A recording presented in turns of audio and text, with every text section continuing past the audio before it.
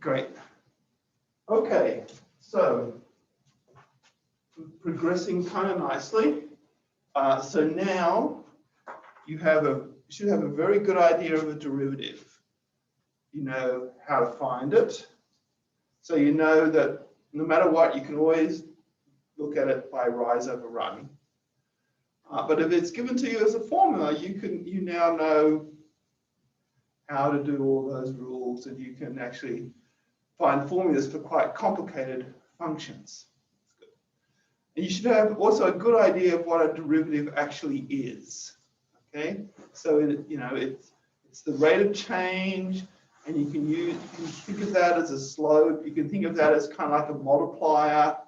It tells you how, when x changes, what happens to y. You can think of it as something kind of marginal.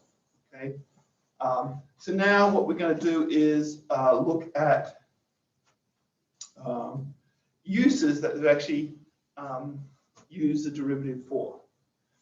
So the first thing I just want to recap with you is kind of what things the derivative tells you about the function. So really the most important thing is this relationship between the sign of the derivative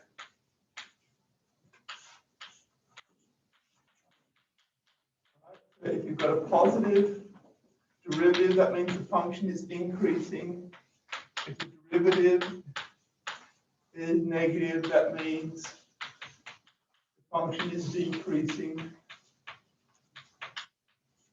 If the second derivative is positive, that means that the first derivative is increasing, which means that the function is concave up. And if the second derivative is negative, that means the function is concave down.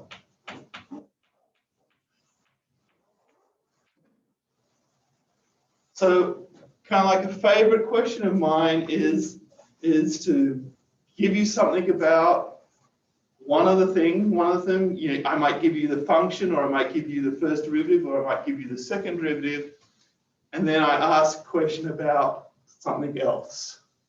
So I want you to figure out something about the function from its derivative.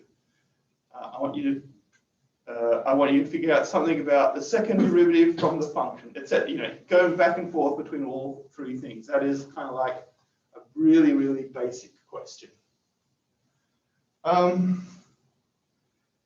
So a little comment about graphing functions.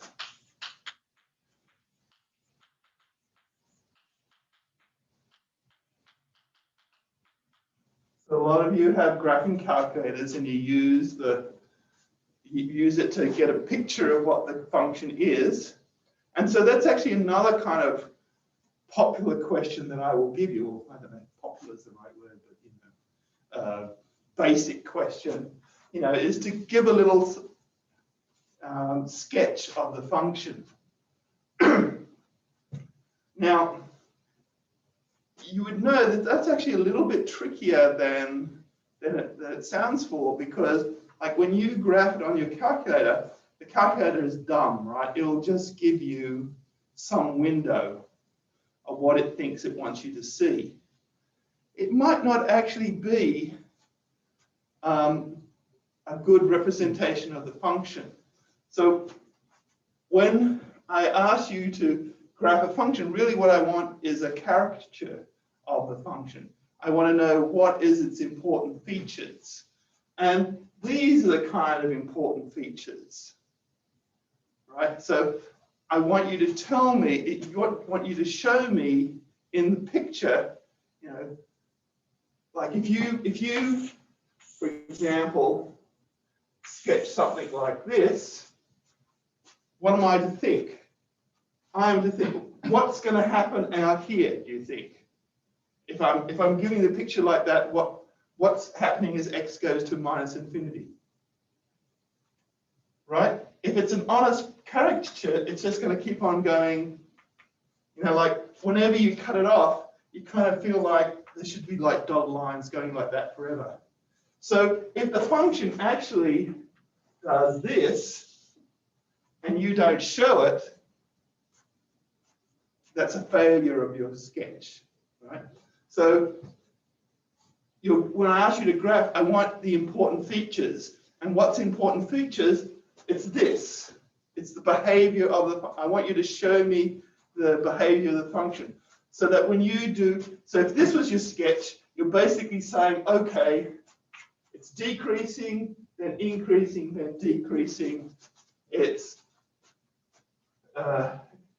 concave up and then concave down.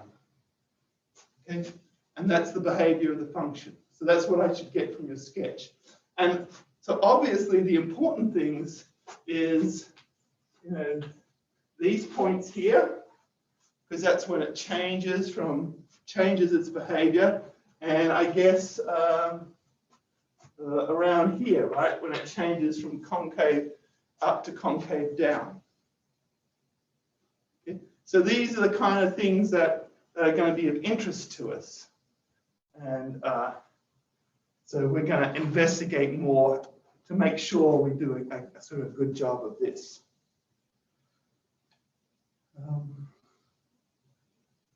Okay, so, right, we want to find these things here. Okay, so now what happens at these interesting points here where it changes behavior? So from this graph here, say I didn't have the graph, I just had the functions. I could say I had a formula for the function, its derivative and its second derivative. How can I find this spot? What's the determining feature of this spot here? Plug 0 in for the slope. Yep, the slope is right. Both here and here, the slope is 0. So at transition points, we'd expect the slope to be 0. So we call, so maybe we can call these, we'll call those a critical point. So that's an important thing. This guy here, when it changes concavity, so it goes from positive second derivative to negative second derivative. What would we expect to happen here when it changes concavity? When it goes from positive to negative, what would happen here? The second derivative goes from negative to positive. It goes from second derivative, goes from positive to negative. So here you'd expect the second derivative to be 0. Okay, and those changes, they're called inflection points.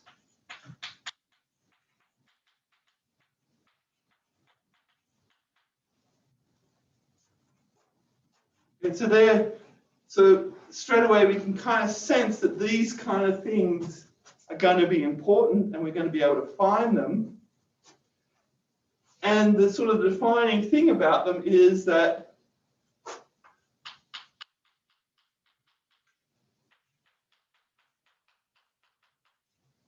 we're going to have equations to solve, right? Because this is basic math, right? I give you a formula and I ask you, when does it equal 0? So that's called finding roots.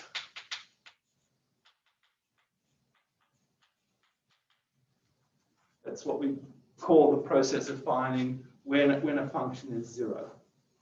So here we're finding the first derivative to be 0, here we're finding the second derivative to be 0. And so that's going to be a really basic thing we're going to want to do with derivatives and second derivatives.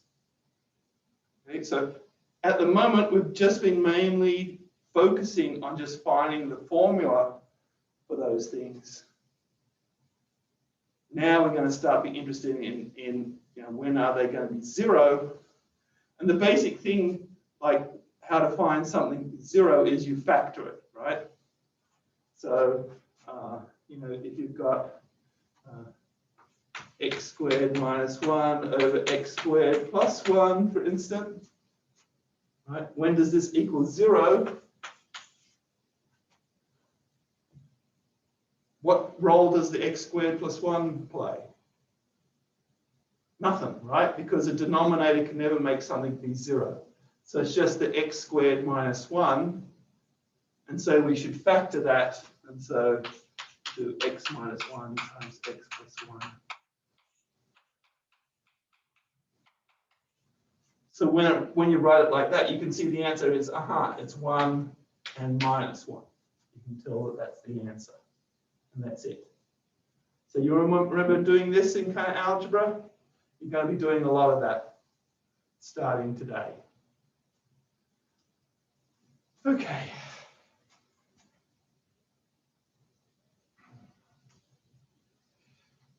Okay, so we've got starting to introduce a little vocabulary so that we're able to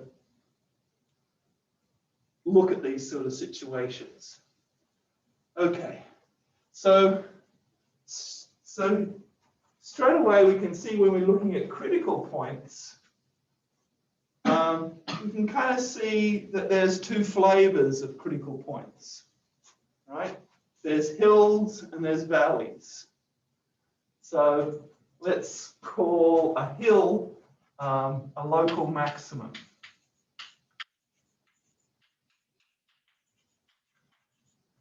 So how would we describe a local maximum? So a local maximum is the top of a hill, and so that means that we could say that A is a local maximum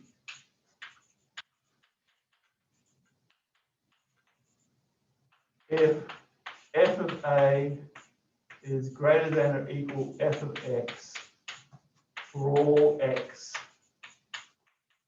near A.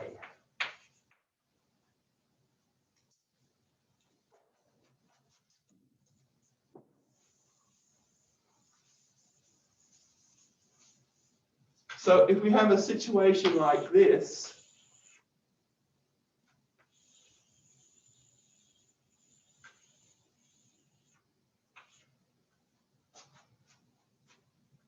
okay, here's a local maximum, here's a local maximum, and here's a local maximum.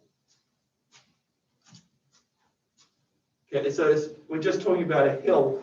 So you're on top of a hill just means that around you, you're at the highest place.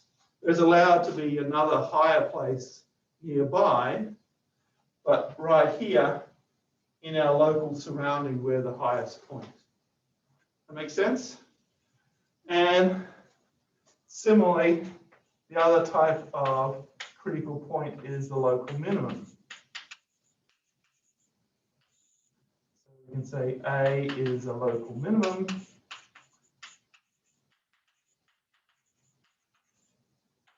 If f of A is less than or equal to f of x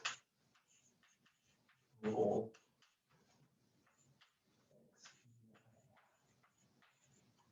And so here are the local minimums right here. Even though there's deeper holes over here, that's still nearby.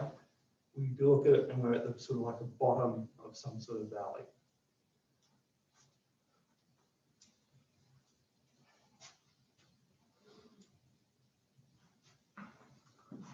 Okay, so we notice that at these local maximum or local minimum, that the derivative is 0. That's not going to be everything, is it? Because what happens if we have something like this?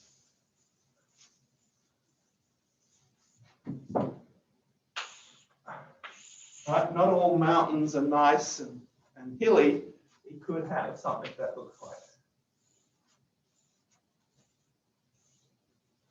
this. Because if we're here, or here, we're still at the top of the mountain, we're at the top of the peak. Huh. So, what can you tell me about the derivatives at these points here?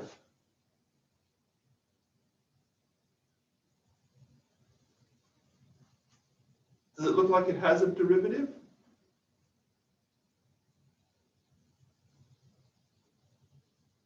Right, because we're going up here, and all of a sudden we go down here. So what have we got here?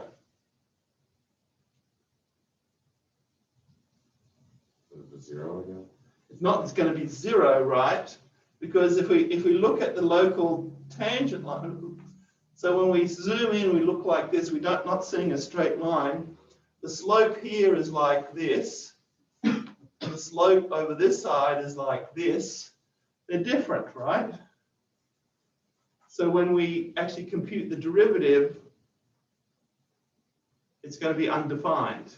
So at this point here, there's no tangent line, so the derivative is undefined.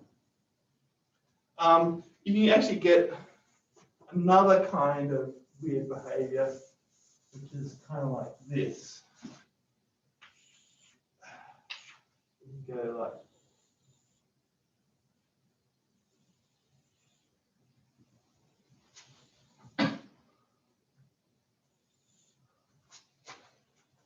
so here the derivative is actually infinite. It's just like a vertical, the tangent line is like a vertical line there. Okay.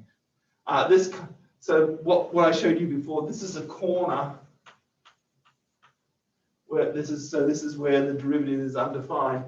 This, where the derivative is infinite, that's called a cusp. Just a fancy kind of corner. I'm not going to quiz you on cusps and corners, don't worry. I'm just telling you what it is. Okay. So a critical point might have the derivative 0 or undefined. Let's include infinity as undefined as well. Okay. So these would be things like absolute value. Right. So if you try to find the derivative, because remember what that means it equals x if x is positive and minus x is less than or equal to 0. So when we do the derivative, here so people on TV can see it, is going to be 1 if x is greater than 0, minus 1 if x is less than 0, and it's undefined at x equals 0. So right away, this tells us that 0 is one of these critical points. And so that tells us that that corner is a possibility for being a local maximum or a local minimum.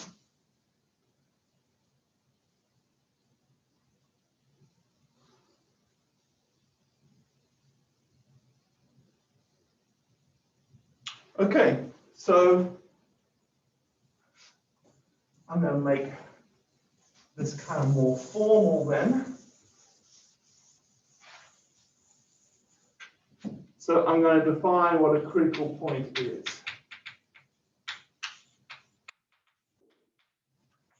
So A is a critical point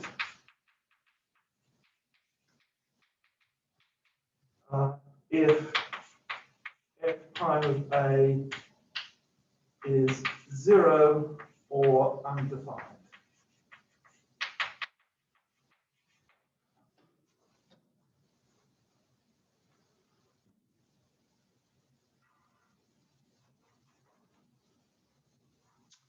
So let's just do some examples there. So instead of looking at functions, let's look at some formula.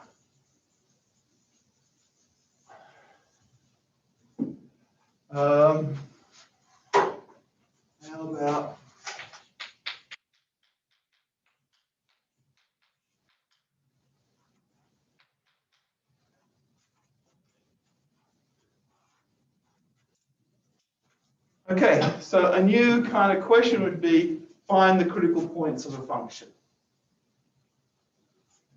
Okay, so what do? We take the derivative.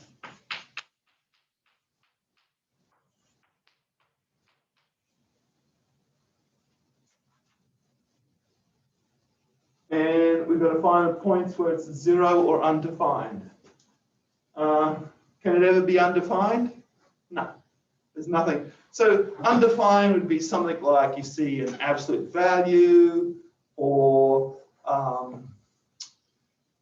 you see a square root, or a natural log, or you're dividing by 0, something like that.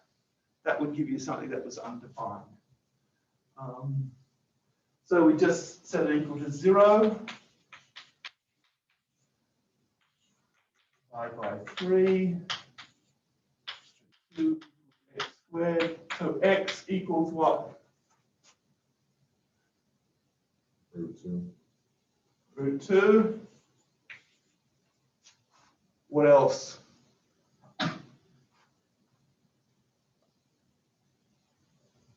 That's correct, but there's another one. What happens when you take the square root of a number? What's the possibility? Plus or minus, yeah. That's a really common algebra mistake. Forget the negative root. Okay, so this thing here has 2 critical points.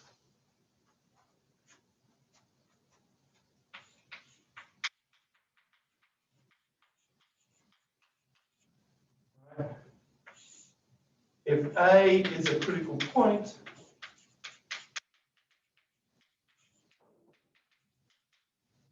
then f of A is a critical value.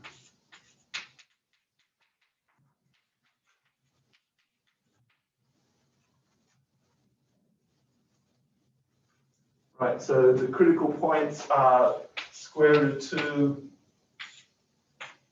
and negative square root of 2, and then the critical value of then is then f of square root of 2 and f minus square root.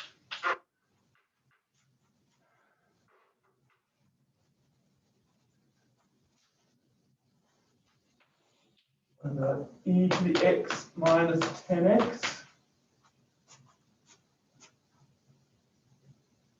Its derivative then is, what's the derivative of e to the x? E to the x. Derivative of minus 10x. Minus 10. So set that equal to 0. Again, there's no place where it's undefined, so everything's good there. Solve 10 equals e to the x. How do I solve for e to the x? What do I take? Natural log.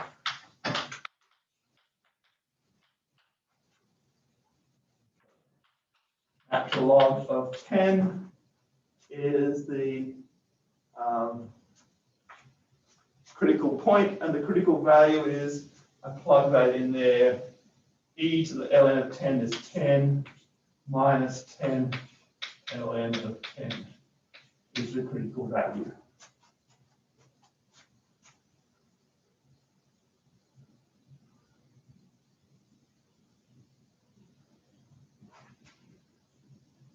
Eric, how are we going? Give me a thumbs up if you can, or Can you hear me? oh, Hello? let's do another one.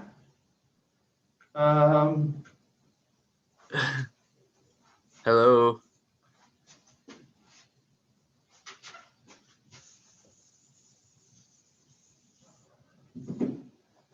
F of x equals x plus 2 sine x. And let's restrict ourselves to minus 2 pi to 2 pi. Right, because sine, remember sine x sort of goes like that. So there's probably going to be lots of critical points, so maybe we're not interested in all of them. Okay, so again, take the derivative.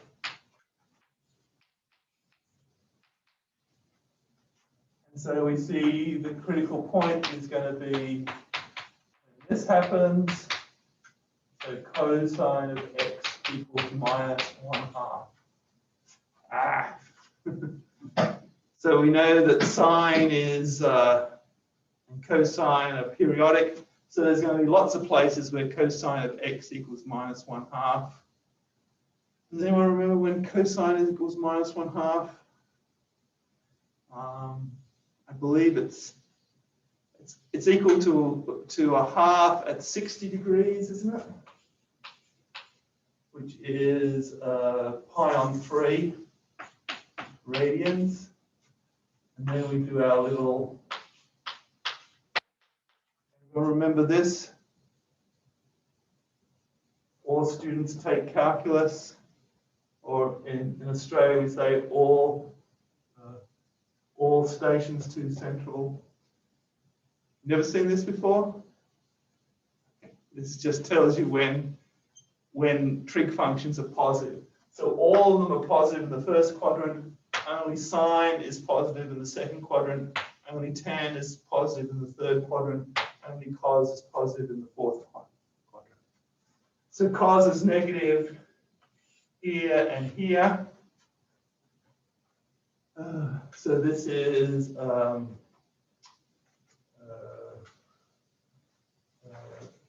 so x equals 2 pi on 3 and 4 pi on 3. Plus or minus. Seen done this kind of thing before? Everyone taken trig? Okay, so you have seen this kind of thing before, except it's a bit, obviously been a while for a lot of you. Okay. Let's do kind of one more. Let's do a product rule problem.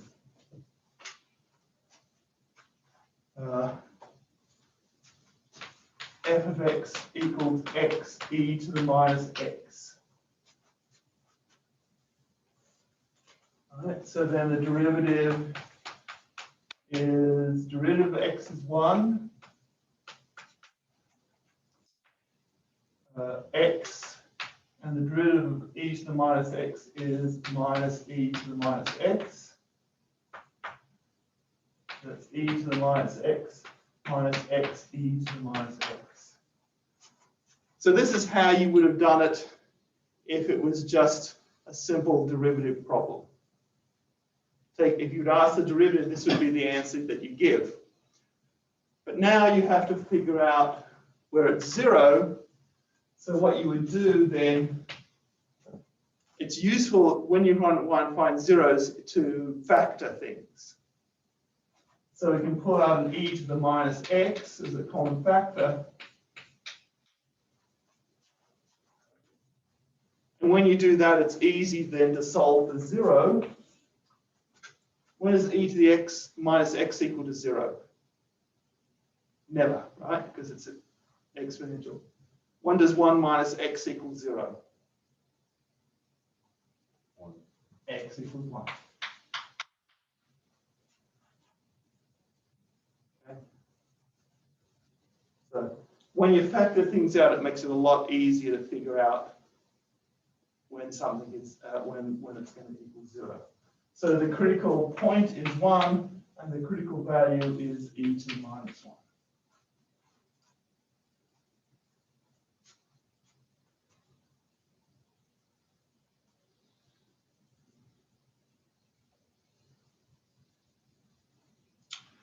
Okay, so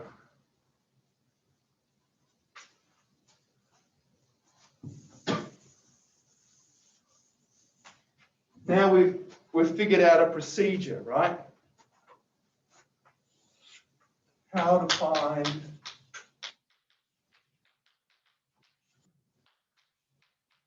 local max, or how to find critical points.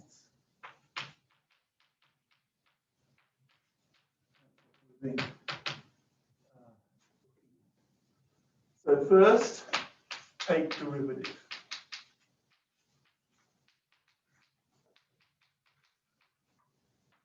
Secondly, examine the derivative to find where it is undefined.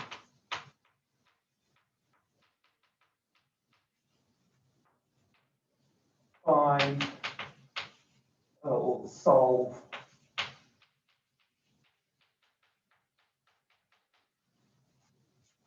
equal to 0.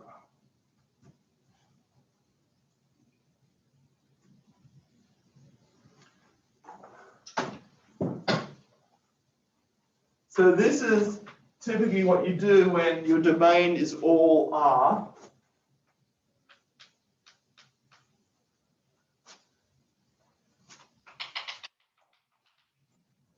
If it's on an interval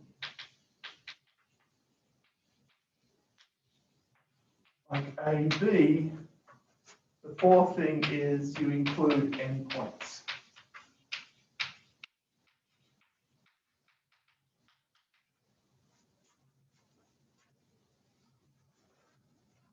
For example, if we have f of x equals x on say the interval 0, 1, that just looks like that. And we see that, right, this is actually a local max. It wouldn't be if the function included went on afterwards, but because we've said there's no more after that, we see that we're on like the top here. The same here, we're on the bottom here. So if you're on an endpoint, if you're on a closed interval, then the endpoints count as local max or min. Just a little technical point that you have to worry about.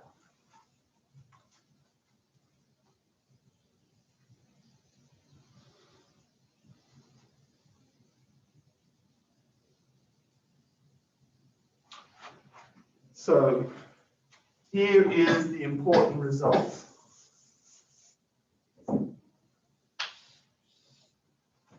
The fact.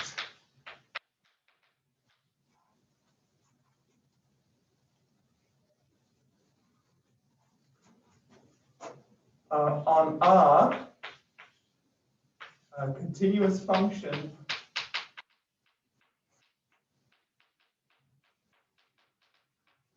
has local max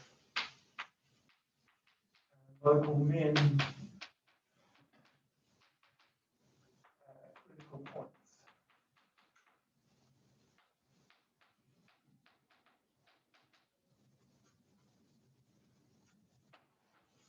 On closed intervals, you need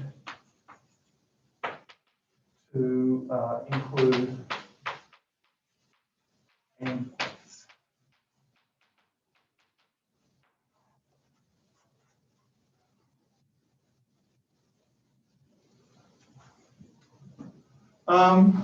So hang on, let's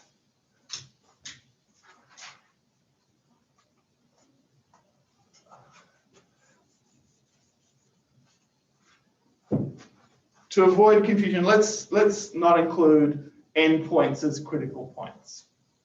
Okay, just so that otherwise we'll get confused when we talk about things. So this is like how to find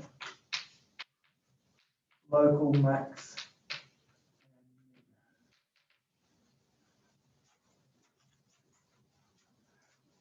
Right, because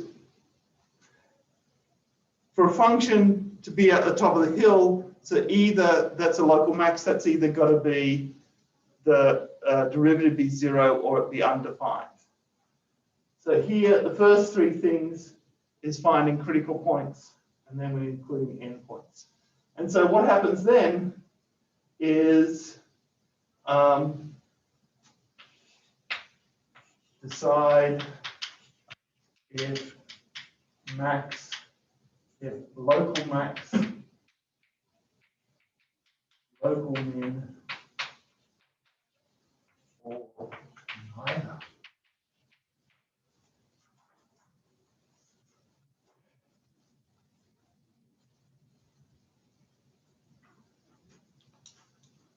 Okay. I feel like it's a little bit of a mess, but anyway. Because I'm just keeping it to one side of the board. Okay, so let's say we were asked to find this guy here. We want to find, is this a local max? Say we're asked to find the local max and local min of this function. So we've found the critical points. So we have to decide whether it's a max or a min. Or it could be neither. How could it be neither?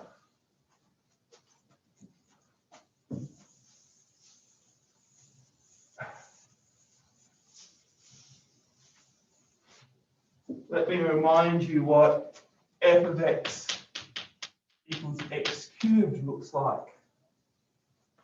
Okay. It looks like this.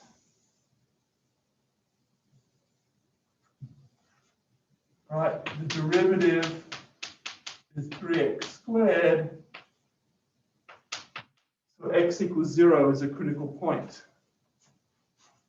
And at x equals 0, we can see that it's flat. But it's not a local max or a local min, right? Because to the left, the values are less than, to the right, the values are greater than. So just because something's a critical point doesn't mean necessarily that it's a local max or a local min. But if it's a local max or local min, then the derivative has to be 0.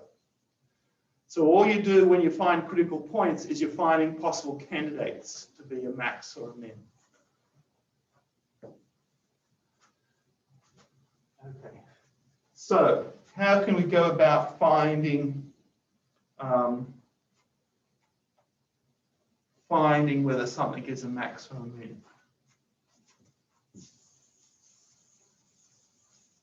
So let's have a look at a typical local max. Okay, so we found here the derivative equals 0 at this point. What are things if we just had the formula, what things would give it away that it was a max and not a min? So what is the difference between that and this? Here, the f prime x is 0. What's the derivative here? Positive. Here it's negative. What do you notice for the min? It's negative to positive. It's negative then positive.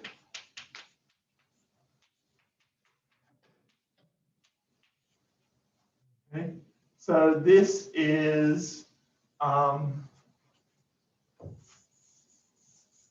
so we've just found a test for max or min, and we'll call it the first derivative test.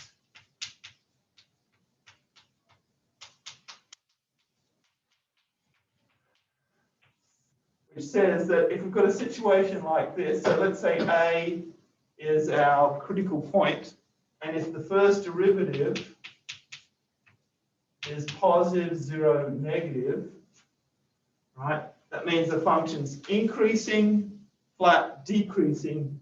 We've got a local max. Whereas if we have this situation,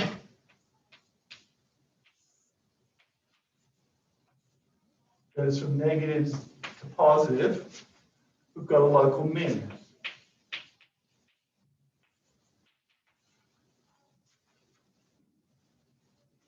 So let's go over here. Okay, we found our critical point, and let's see what happens here. So at 1, we've got that at 0. What happens if value is less than 1? Say x is, say, 0. What is this term here going to be, positive or negative?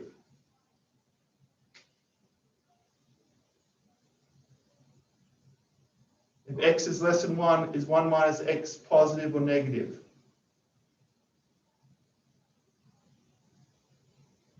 Plus. Hmm? Did you say plus? Yeah, it's plus, right? Because if, say, x is 0, 1 minus 0 is 1, it's positive. What happens if x is greater than 1? Is this negative or positive? Say 1 minus 2. Negative. Negative, right? Because this is always positive. So we've got increasing, flat, decreasing. So is this a max or a min?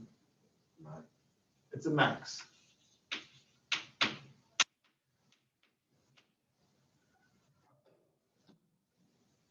That's how you do the first derivative test.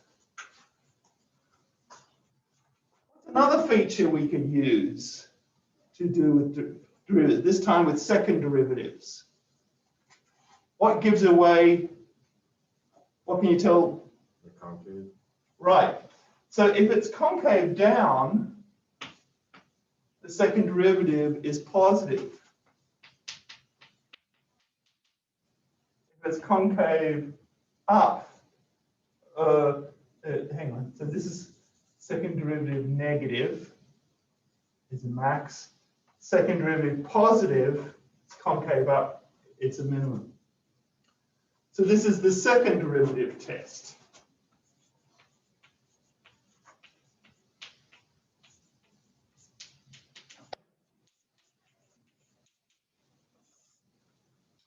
So if f double prime of A is positive, then we've got a local min. If f double prime of A is less than 0, we have a local max. And as an aside, if f double prime of A equals 0, it's uncertain.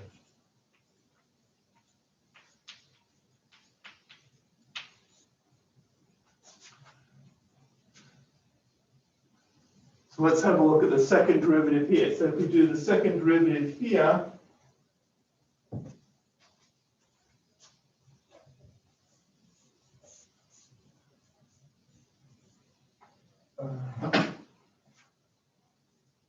f double prime of x equals minus e to the minus x minus, now the derivative of x e to the minus x is e to the minus x minus x e to the minus x.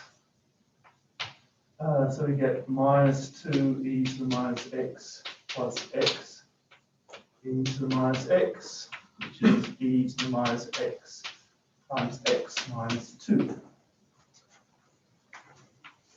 And at x equals 1, we get positive, negative. The second derivative is negative, so it is a local max. So you can use either way to determine whether something is a local max or a local min. Although if the second derivative is 0, you have to use the first derivative test. The first derivative test will always work. The second derivative test sometimes fails to come up with an answer.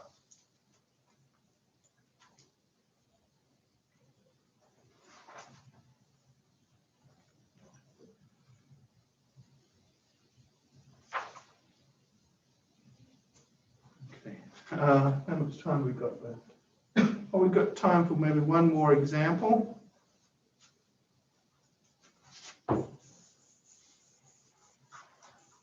So remember, we did, was it x cubed minus 6x plus 1? And so remember, the critical points were square root of 2 and minus square root of 2. Okay, and so the first derivative was 3x squared minus 6. Okay, which was 3 times x minus 1 times x plus 1. So to do the first derivative test, right, here we've got minus 1, here we've got plus 1.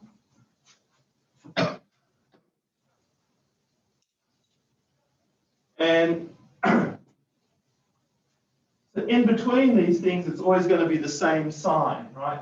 So between minus 1 and plus 1, what's it going to be? Well, at x equals 0, it's minus 1 times plus 1, it's negative. When x is greater than 1, it's going to be positive, positive, positive. It's going to be positive.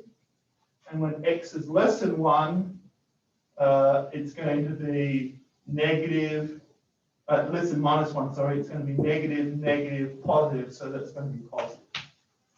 So it looks like that. So it goes up and then down. Oh, sorry, this is minus square root 2. It goes up and then down. So what does that mean it is? Max. It goes down and then up, so it's a min.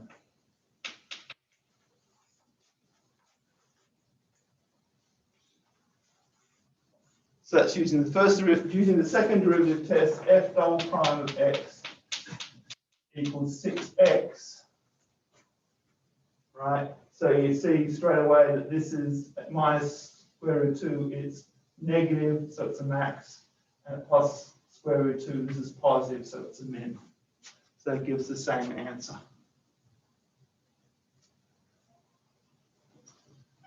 Okay, so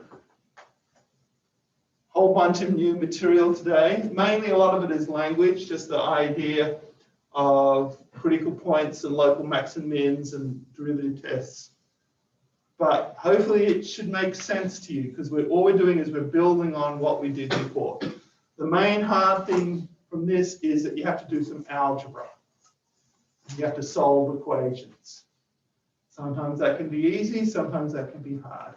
But it's just solving equations. Any questions about that? Well, proof will be in doing the homework, I guess. I'll see you guys tomorrow. I have a question about one.